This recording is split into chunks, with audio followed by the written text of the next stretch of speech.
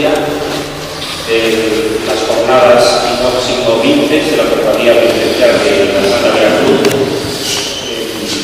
Se disculpa el presidente de la Cofradía que puede asistir hoy a esa sesión de la conferencia que va a impartir precisamente con Mariano Nieto Núñez, que es conocido restaurador aquí en la ciudad de Valladolid y que también es cofrade de la Veracruz.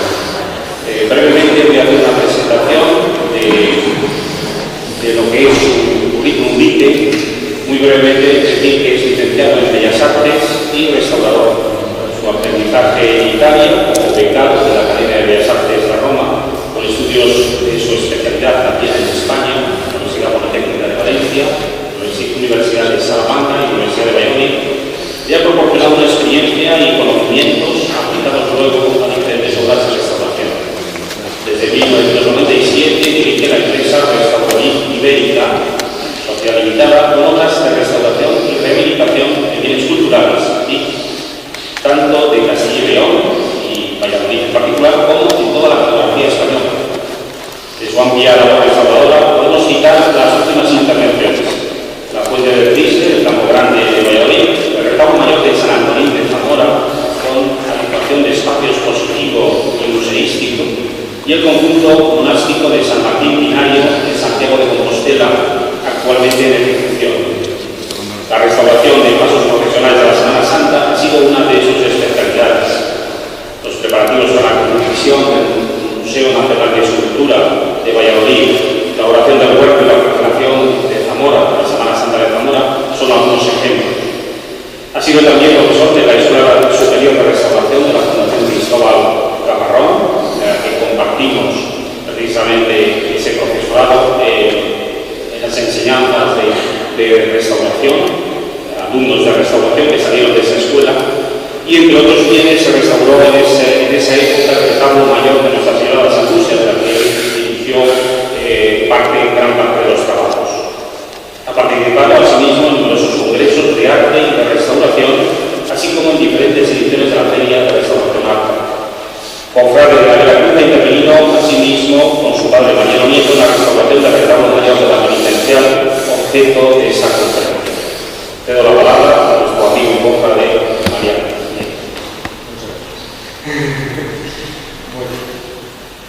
Buenas tardes y principalmente, estaba hablando antes, no vamos a hablar de lo que es la restauración del retablo, porque como bien dice con Alejandro, como bien dice, participé en ella, por eso ya hace 20 años, el retablo estaba bastante mal, unas fotos que veremos, pero ya una restauración de 20 años pues no merece tener que hablar cómo se hizo y más. En el momento además los ordenadores apenas existían y las fotografías eran mucho más escasas que hoy. Bueno, aquí nos encontramos ante una de las colecciones barrocas más importantes de nuestra ciudad. Poseemos obras anteriores y posteriores, pero ante todo poseemos un selecto barroco, como todos conocemos, y nos enorgullece. En esta vida todo precisa de un mantenimiento y con la edad ese mantenimiento cada vez es más intenso y frecuente. Ese mantenimiento también va condicionado con el contexto y la situación donde se encuentran las obras. Hablamos en general de las obras de arte y luego pues ya en particular de lo que tenemos aquí en la cofradía, que es lo que nos interesa. En el extenso patrimonio que tiene la cofradía está pues, prácticamente todo intervenido, todo restaurado en los últimos años. Hasta entonces simplemente pues, su mantenimiento era pasarle el polvo y luego pues, los apaños y arreglos. como conciencia de restauración, la conciencia en España, en Europa bastante antes, porque ya en el siglo XVIII existía la conciencia de restauración. En España la conciencia ya llamar restaurador a alguien comenzó en los años 60 y como tal carrera no existe hasta los años 70. Entonces es aquí algo muy joven en España y además para nuestra forma de ser, que tenemos todo bien arreglado, pues los criterios que se seguían antes era si se estropeaba una escultura, se arreglaba por un escultor, si se estropeaba una pintura, se arreglaba por un pintor. Hoy en día ya la restauración se tiene en cuenta y a la hora de intervenir se tiene en cuenta quién lo hace. Lo ideal es simplemente, cuando no es un profesional, es simplemente pasar el plumero, lo que es el mantenimiento de una obra de arte en una iglesia como la nuestra, es simplemente pasarle el plumero, cuidar que no existan cambios de temperatura, una ventilación para evitar una concentración de humedad. Esta es una forma racional para las obras. Hay que tener en cuenta que antes no había calefacciones. Entonces los cambios de temperatura no existían. Una iglesia tiene, pues en invierno puede estar a lo mejor a 8 grados, menos. Pero en verano llega a los 16, 18 grados. Y va subiendo y bajando muy despacito. Entonces no son cambios drásticos. Al incorporar las calefacciones, sobre todo a partir de los años 80, nos encontramos que para tener aquí abajo, pues no llegar a lo mejor a los 15, 17 grados, que seguimos pasando frío, pues arriba el calor sube y arriba nos encontramos a lo mejor con 38, 40, 45 grados. Pero que dura simplemente media hora esa temperatura. Claro, todos los días o todas las semanas esa temperatura, ese cambio tan brusco de temperatura hace que se reseque el ambiente arriba. Ahora explicamos qué es lo que suele suceder. Los problemas comienzan cuando interviene el hombre. Entonces cambiamos el plumero no nos lo suficiente y empiezan ya a incluirse otros medios como baños húmedos e incluso detergentes. También en muchas ocasiones, como suele ser en los retratos que nos ocupa, pasan por adaptaciones. En este caso tenemos la hornacina principal, donde está la Virgen ahora mismo.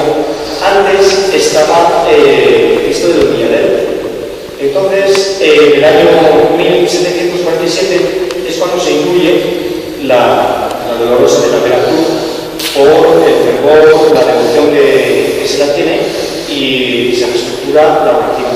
Se reestructura varias veces la hornacina. Los criterios,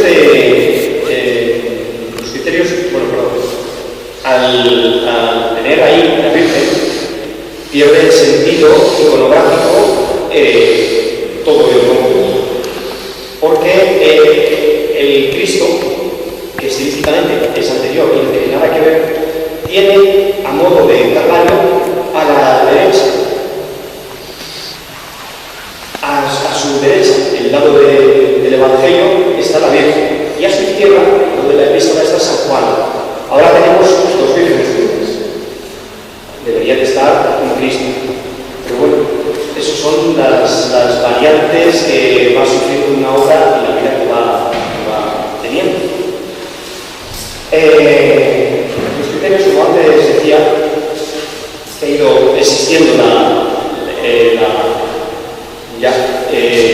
el concepto como tal restauración y restauradores,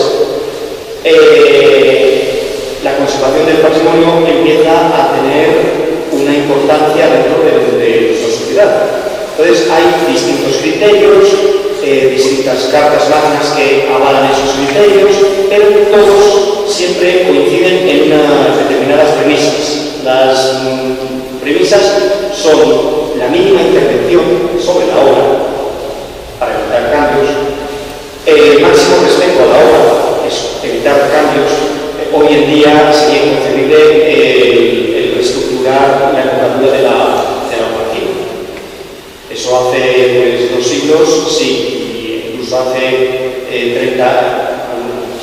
50 años también se hacía, nadie decía nada.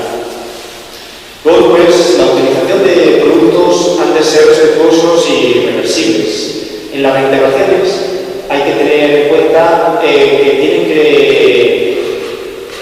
guardar una armonía, pero a corta distancia se tienen que ver las reintegraciones cromáticas. Las reintegraciones volumétricas, que son hacer las manos, bueno, pues ahí no debemos de intervenir e inventarnos como restauradores. Debemos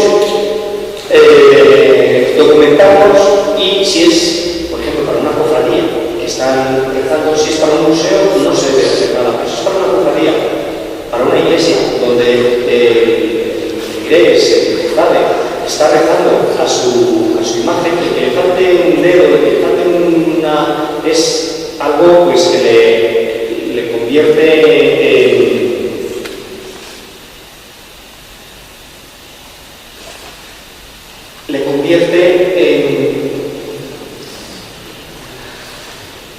en la imagen es indigna para la oración. El feligrés está rezando y se preocupa más de la nariz que le falta que de lo que le está pidiendo a la oración.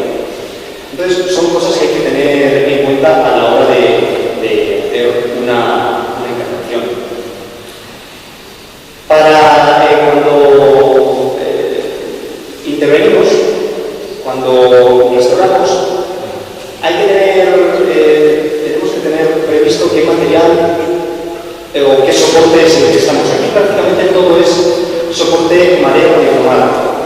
Entonces voy a explicar, porque así se entienden mejor luego después de los años que nos podemos encontrar. Voy a explicar por encima, cuando vemos una escultura, un retablo, que es más abunda aquí, ¿cuáles son los estratos que nos encontramos? Lo primero es la madera. La madera, una vez que está tallada, le ha dado el escultor la forma, lo que se pasa a hablar ya es el color. Pero el color nunca se da directamente, hay que preparar. Para preparar esa cama es la imprimación. La imprimación es la preparación blanca que vemos cuando se salta. Es la preparación blanca que vemos. Es un yeso, es sulfato cálcico con cola que aplica. El policromado aplica varias manos finas y luego después ajusta bien para que no haya excesos y no tape lo que es las formas que ha querido dar el escultor. Acto seguido, si va a ser dorada, tenemos que dar otra imprimación sobre esta blanca, que es la roja que vemos, que hará brillar y resplandecer más el oro. Esta también es una arcilla roja, que es la arcilla de Armenia, que es el bol. Es también una arcilla con cola. También será de varias manos más finas y teniendo en cuenta que esta sí que no se va a poder ajustar, no se va a poder fijar para poder, en caso que nos excedamos. Esta ya va directamente el pan de oro, simplemente con agua. Al pan de oro, una vez seco, se le da un bruñido con piedras de agua. Si sobre el pan de oro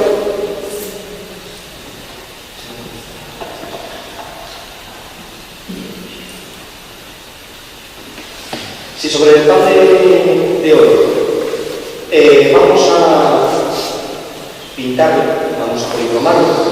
Entonces damos el color al temple con huevo. Una vez que damos el color, se le sacan los dibujos con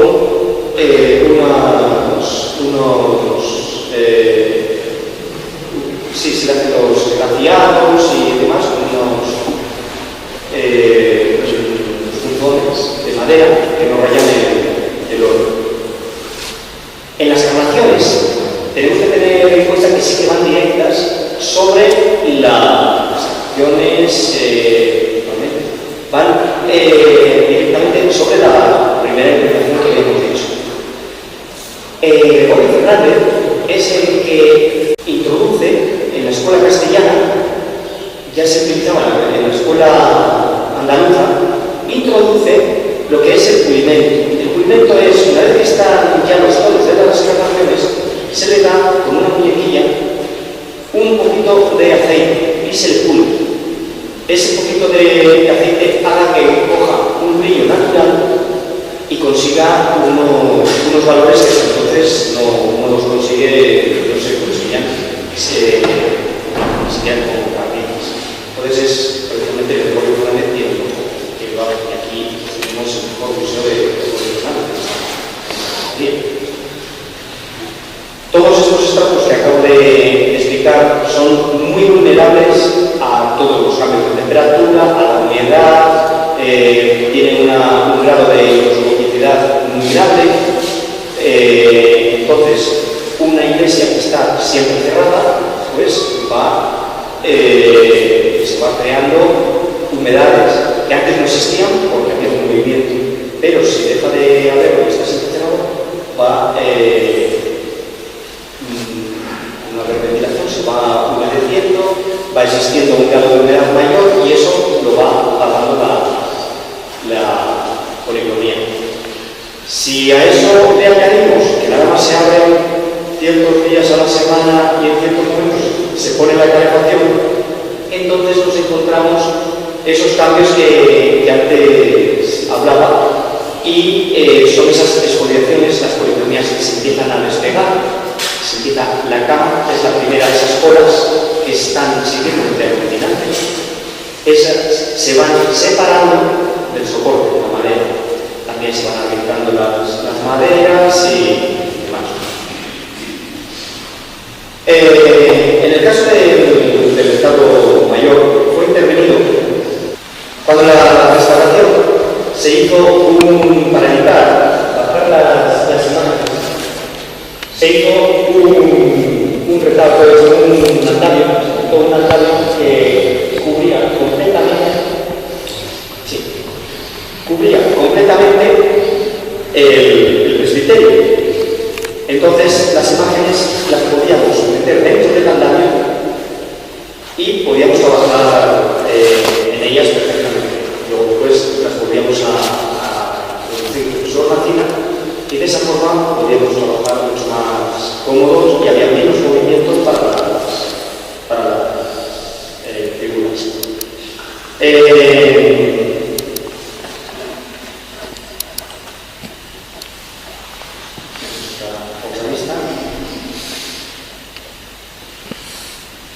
Estas exfoliaciones que vemos, lo que es por aquí abajo no existían. Nos las solemos encontrar siempre arriba, pero es por lo que hablamos de las concentraciones de calor. Arriba hay un reset que cuando se paran las calefacciones, esto por ejemplo hace 40, 50 años, pues salvo que hubiese existido una gotera, no era frecuente. Mientras que ahora es una de las cosas más frecuentes que nos podemos encontrar. Pero es por las calefacciones. Aquí la temperatura es siempre fría. Por mucho que queramos podemos llegar a lo mejor hasta 20 grados. Pero para tener 20 grados, arriba hemos estado trabajando no aquí, sino en otra iglesia, donde cada vez que empezaba la misa, encendía la calefacción y teníamos 45 grados. En pleno invierno, algo de hacía un frío terrible. Según se terminaba la misa, quitaba la calefacción recuperación y volvíamos a estar arriba a 8 metros y abajo a 2. Entonces, claro, la temperatura, esa subida y bajada era... nosotros, para poder recuperar esa policromía, tenemos que darle la cola que ha perdido, porque ahí principalmente se seca y entonces queda el yeso mate, el yeso muerto, que va con cola. Ese yeso es el que ha perdido esas cadenas moleculares de adherencia, que es la cola, se ha ido perdiendo, se ha ido diluyendo. Y entonces se van separando. Unas veces se separan así, porque se separan directamente del soporte, otras veces se separan por pulverización, porque queda a modo de polvo. Esta suele ser la más frecuente y también el primer paso. Luego después también, cuando está medianamente a mano, no es el caso, que no entiendo cómo pudieron subirse hasta arriba, esto corresponde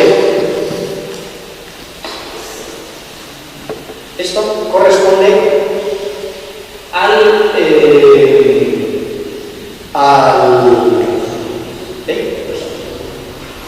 esta parte es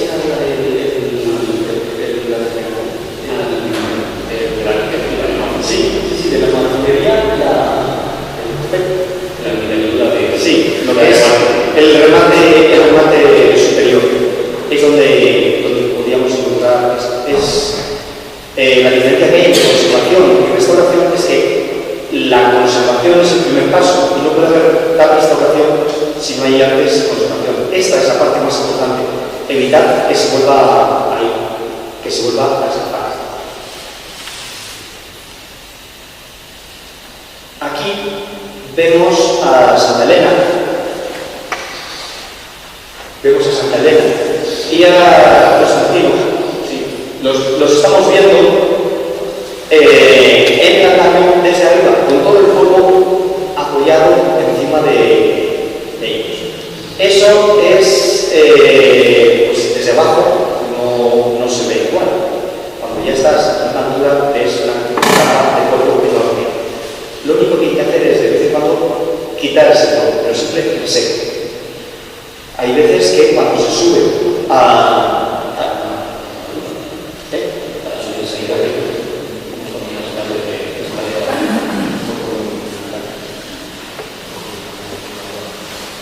bueno, luego pues también hay que pensar que muchas veces es más caro los medios auxiliares que el propio mantenimiento.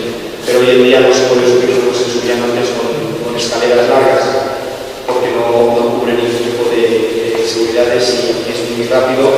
Pero bueno, lo fácil es poder encontrar aquí desde arriba, abajo.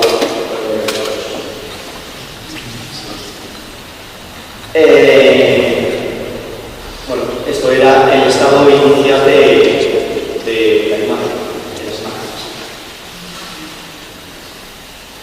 La parte de atrás es la misma fotografía, blanco y negro y color.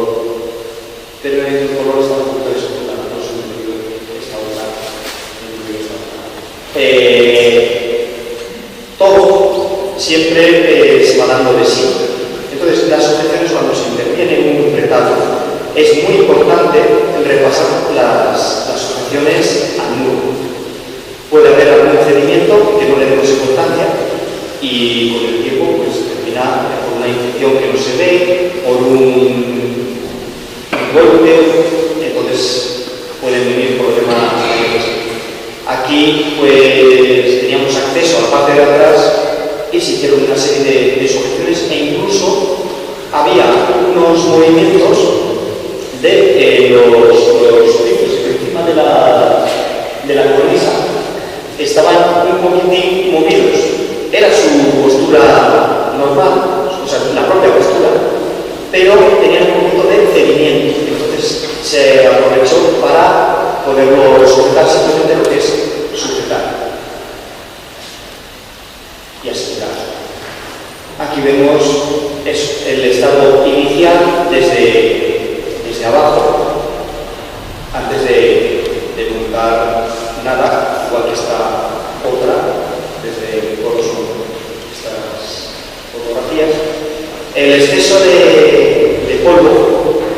que hace con la humedad, lo que hace es que atraiga las infecciones. Si algo está limpio, no atrae ningún tipo de infección, ni de xilófagos, ni de hongos, ni de nada. Los xilófagos son los humedales de madera, se puede llamar las carcomas y demás, y es lo más frecuente.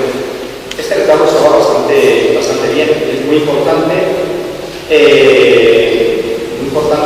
la curación de las maderas, si tiene más altura o más duramen, y entonces la calidad de las maderas, pues en este caso era de buena calidad, y aunque tenía algo de infección, pero no era gran cosa.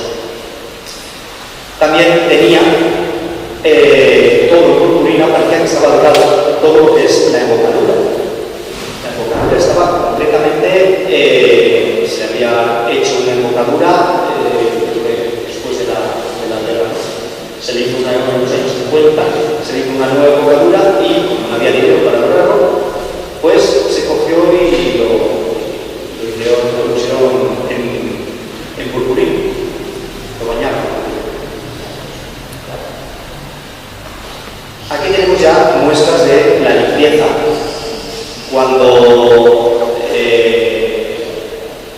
decimos barnices oxidados, los barnices oxidados es la parte amarilla, y cuando decimos oxidados es el efecto que hace que el oxígeno sobre el barniz va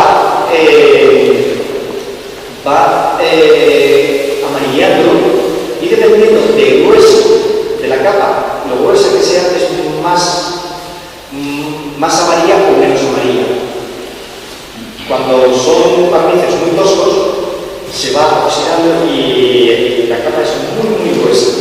Entonces es un amarillo tan fuerte que no te deja ver ni siquiera los colores. Aquí la capa era bastante gruesa. La capa gruesa, y después de limpiar hay que seguir a bisturí. Bueno, era ya una serie de diapositivas donde son todas medidas de limpieza y demás. O sea, ya tampoco son, porque lo que hablaba antes, pues hace 20 años las instalaciones se hacían muchas fotografías, pero no tantas como ahora. Entonces, para exponer, pues cuando hemos ido a echar una mano de que es la documentación fotográfica y demás, pues bueno, nos faltábamos. Recordamos porque claro, muchas se han presentado en el proyecto, otras en la memoria, otras se han utilizado se han hecho en diapositiva, y tenemos a Santa Elena, también su media limpieza, donde vemos la diferencia.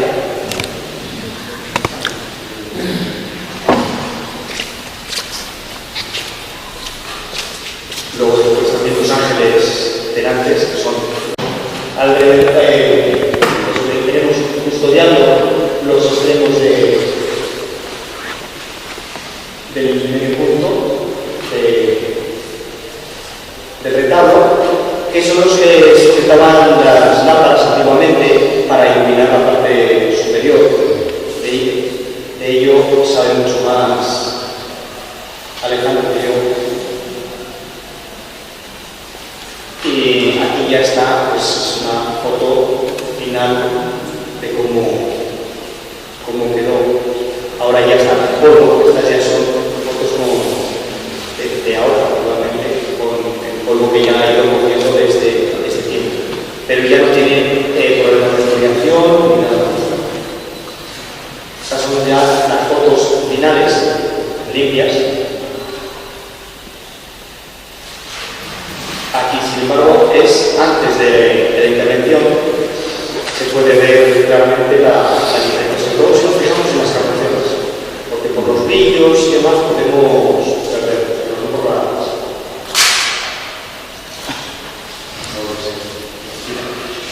Aprovechando que se hacía la intervención, entonces, para dignificar más lo que es toda la embocadura, se volvió a dorar bueno, se decoró todo lo que estamos viendo delante del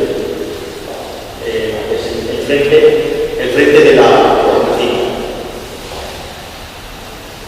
El rojo que vemos es el polvo que ya son distintas fotografías de cómo está ahora que a lo mejor lo tenemos.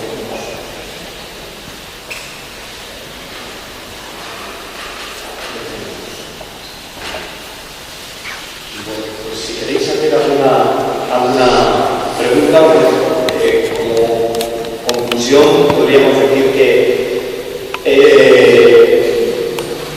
es mejor que pase el tiempo por las imágenes y que no se las intervenga sino por un profesional.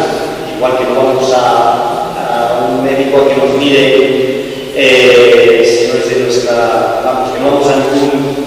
Cuando necesitamos algo para nosotros, no nos andamos atreviendo a ver quién nos opera o quién nos interviene, si no es un profesional. Y si es de nombre, mejor. Pues aquí lo mismo. Es mejor que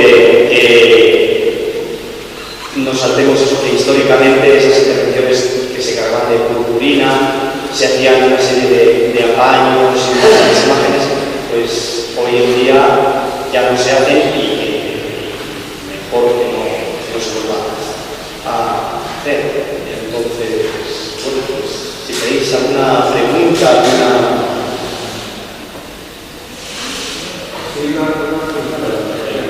¿se llegaron a nombrar las imágenes de las redes de la representación? ¿cómo? ¿Se llegaron a mover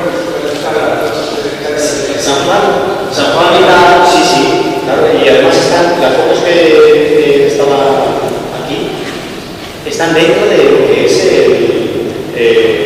el andamio. El andamio era anchísimo, era todo lo que es interior. Por entonces, además entonces se hizo precisamente para no andar bajando las imágenes y poder además hacer las reuniones, porque el problema normalmente de los escenarios es que tienen un metro de ancho. Entonces también para las reuniones de la cofradía, que nos reuníamos arriba para ir escuchando y mostrando, nos subíamos mucha gente, pues entonces nos estábamos allí arriba, los 8 o 10 personas, en un metro de espacio no se puede, mientras que teníamos ahí pues, todo lo que estoy técnico, claro.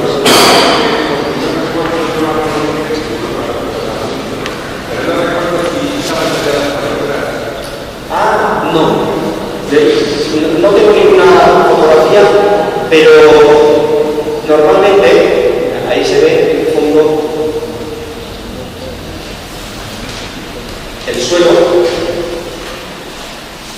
es el del andamio y este fondo es el hombre que tenemos andando. Normalmente es difícil que estén talladas por detrás. Si suelen vaciar siempre para evitar que tire la madera, que tire el núcleo, el corazón de la madera, tire desde dentro y entonces abren las grietas.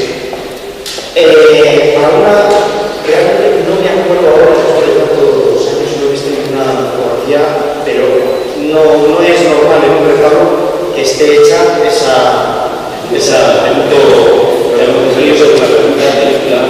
si te puedo enseñar una tabla. Si podrían ser profesionales estas imágenes y en un momento dado haber acompañado al Cristo del Humilladero, porque en realidad le acompañaban aquí cuando estaba instalado el Cristo del Humilladero a partir de 1681, que es cuando se hace la reforma de la iglesia.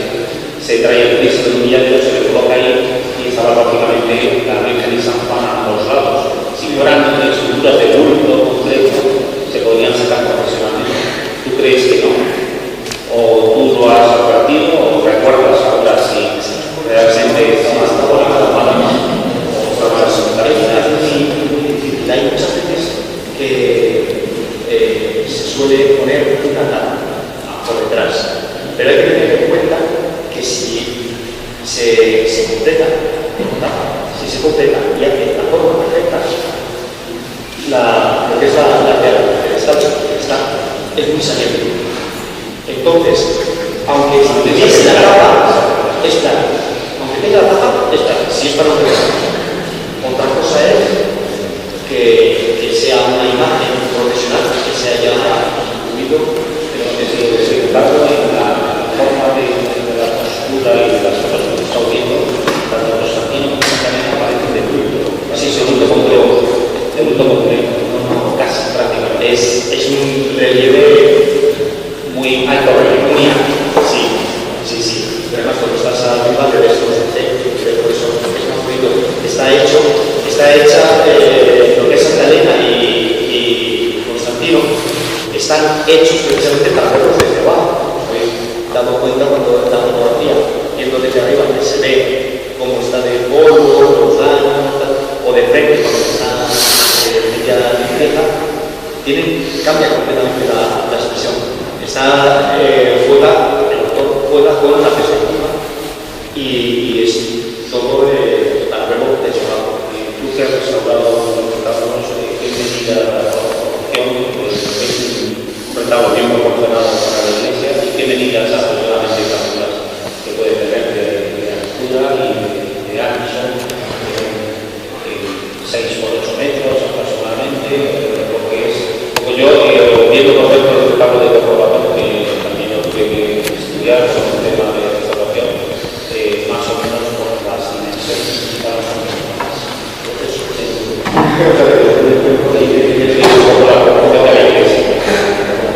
el retablo es típico del barroco, el ajustado al ábside.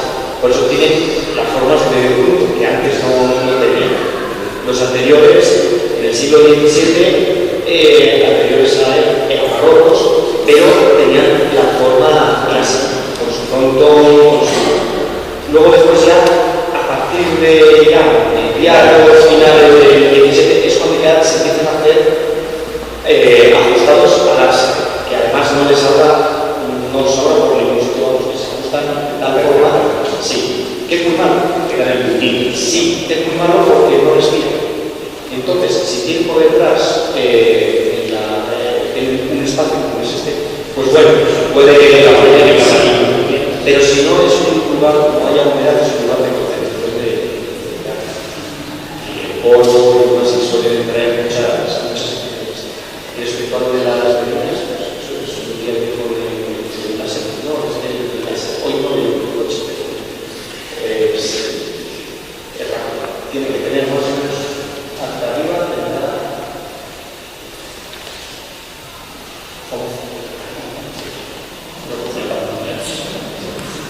Muy bien, ¿alguna pregunta más?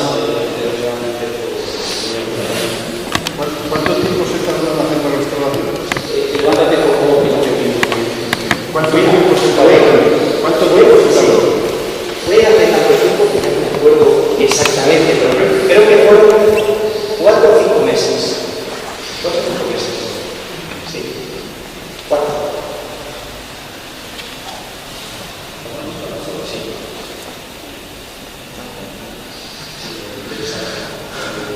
Pase aquí, sí.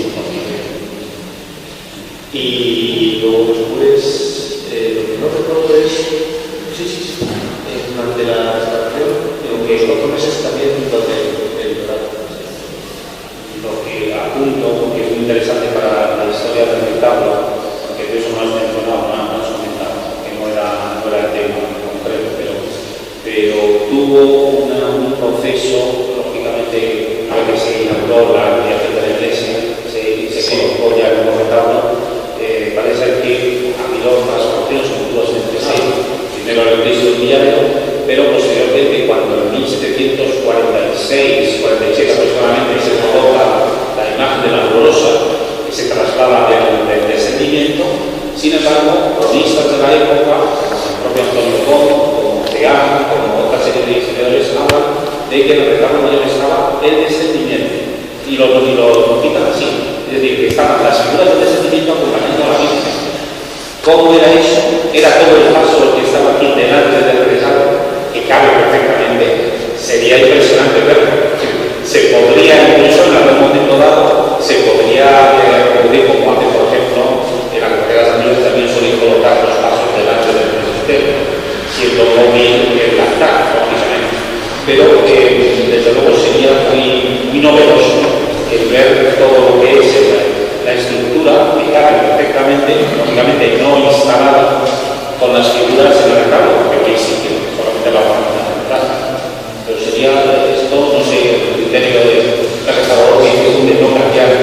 mientras no se toque, porque es Aquí la arquitectura.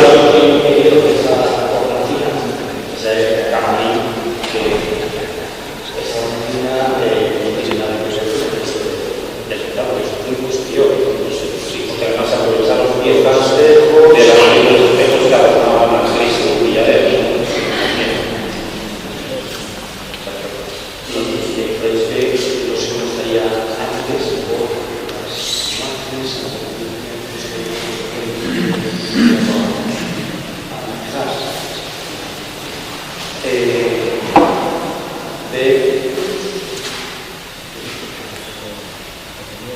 cómo eran las imágenes, o sea, la imagen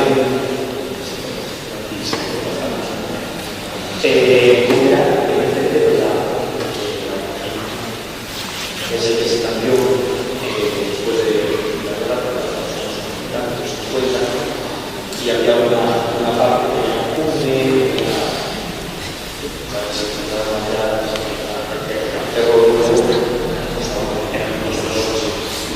todo regular. Bueno, era la única opción de hoy en día, en vez de dorarse, pues vemos otras cosas que costan más que dorarse. Pero es por el criterio bueno, pues si no hay más preguntas.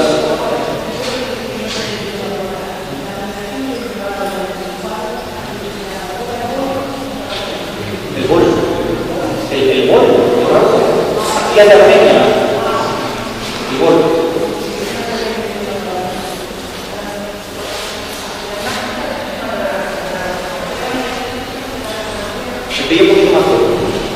Me pillé un poquito más joven. Sí, estaba en el estudio, pero no. Sí, no, aquí. Sí, y además tiene anécdotas muy. Porque tiene que estar por aquí un periódico en una mano. Cuando lo estábamos desmontando, sale el periódico donde pues, se iban a la guerra de Cuba y luego en la otra dando las gracias por haber vuelto. Sí, eso se entregó 6 horas.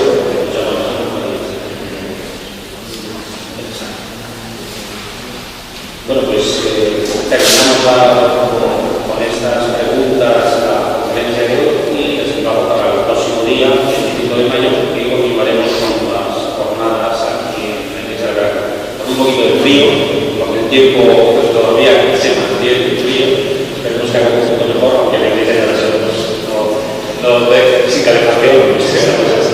Muchas gracias.